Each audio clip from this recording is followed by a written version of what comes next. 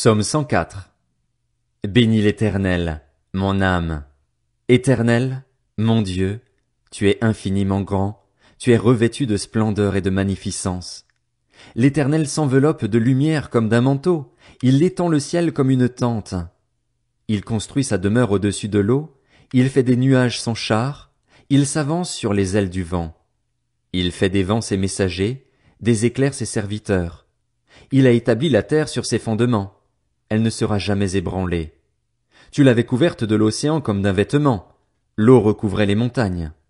Elle a fui à ta menace. Elle s'est sauvée au son de ton tonnerre. Des montagnes se sont élevées, des vallées se sont abaissées, à la place que tu leur avais fixée.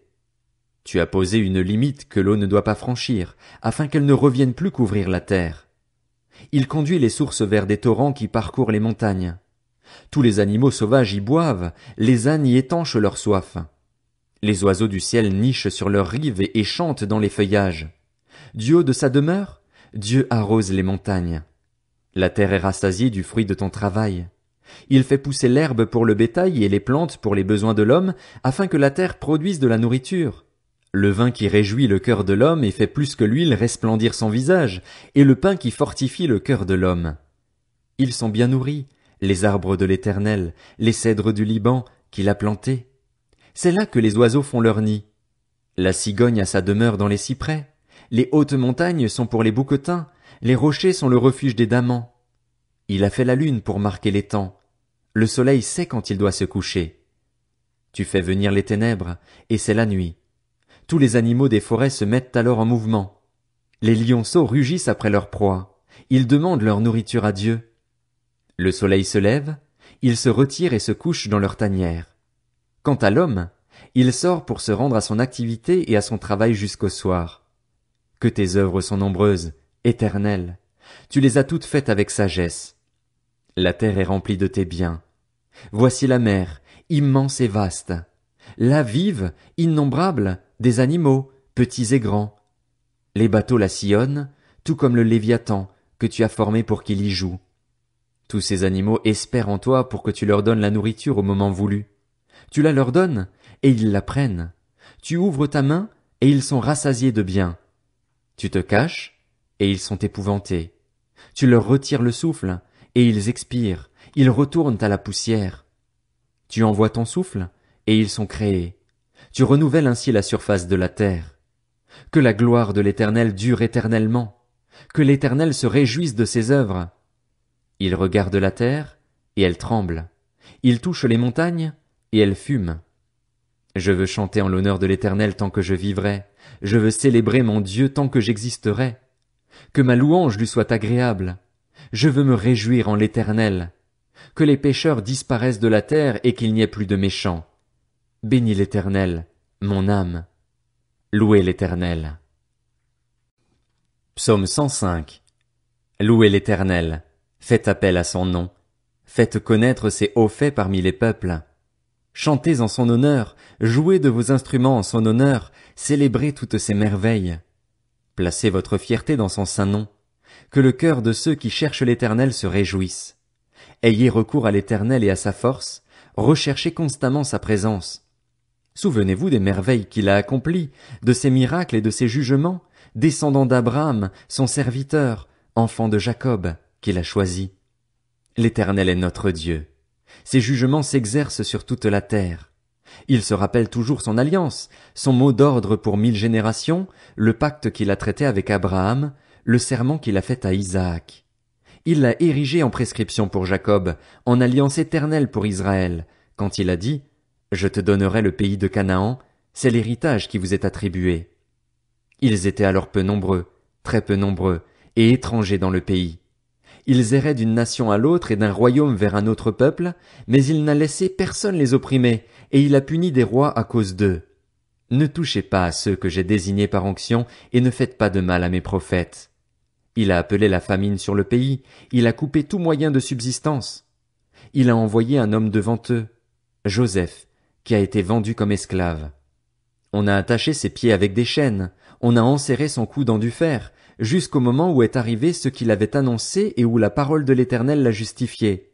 Le roi l'a fait libérer, le dominateur des peuples l'a relâché. Il l'a établi seigneur sur sa maison et maître de tous ses biens, afin qu'il puisse à son gré diriger ses princes et enseigner la sagesse à ses anciens. Ensuite, Israël est venu en Égypte, Jacob a séjourné dans le pays de Cham. Dieu a donné de nombreux enfants à son peuple et l'a rendu plus puissant que ses adversaires. Il a changé le cœur des Égyptiens, au point qu'ils ont détesté son peuple et qu'ils ont traité ses serviteurs avec perfidie. Il a envoyé Moïse, son serviteur, et Aaron, qu'il avait choisi. Ils ont accompli par son pouvoir des prodiges en Égypte, ils ont fait des miracles dans le pays de Cham. Il a envoyé des ténèbres et fait venir l'obscurité, et ils n'ont pas été rebelles à sa parole. Il a changé leur eau en sang et fait mourir leurs poissons. Le pays a pullulé de grenouilles, jusque dans les chambres de leur roi. Sur son ordre, les mouches venimeuses et les moustiques ont envahi tout leur territoire. Au lieu de pluie, il a envoyé de la grêle, de la foudre dans leur pays. Il a frappé leurs vignes et leurs figuiers, et brisé les arbres de leur territoire.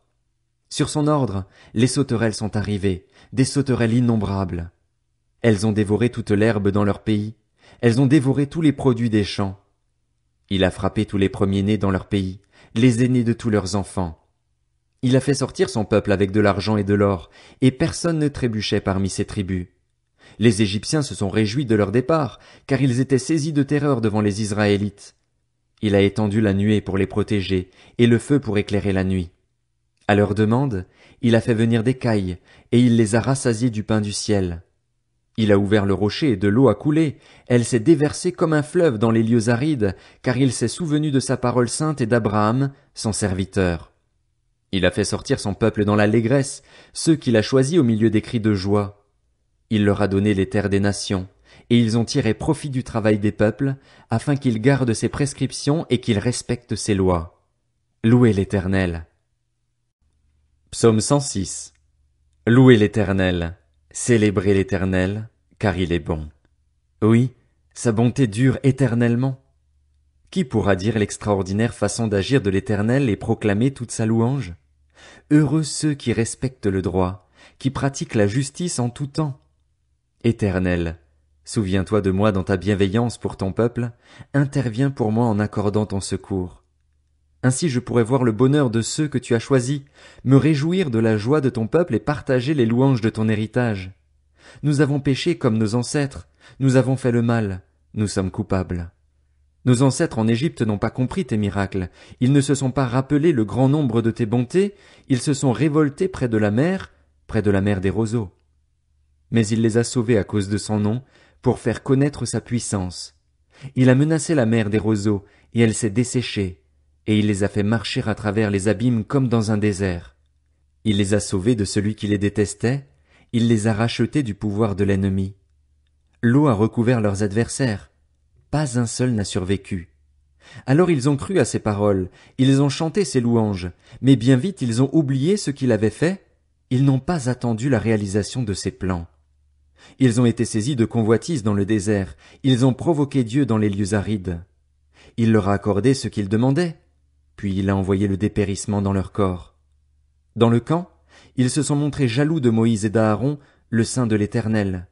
La terre s'est ouverte, elle a englouti Dathan et s'est refermée sur la troupe d'Abiram. Le feu a embrasé leurs troupes, la flamme a dévoré les méchants. Ils ont fabriqué un veau à Horeb, ils se sont prosternés devant une image en métal fondu. Ils ont échangé leur gloire contre la représentation d'un bœuf qui mange l'herbe. Ils ont oublié Dieu, leur sauveur, qui avait fait de grandes choses en Égypte, des miracles dans le pays de Cham, des prodiges à la mer des roseaux. Ils parlaient de les exterminer, mais Moïse, celui qu'il avait choisi, s'est tenu à la brèche devant lui pour détourner sa fureur et l'empêcher de les détruire. Ils ont méprisé le pays des délices, ils n'ont pas cru à la parole de l'Éternel, ils ont murmuré dans leurs tentes, ils n'ont pas écouté l'Éternel. Alors il a levé la main pour jurer de les faire tomber dans le désert, de faire tomber leur descendance parmi les nations et de les disperser dans tous les pays.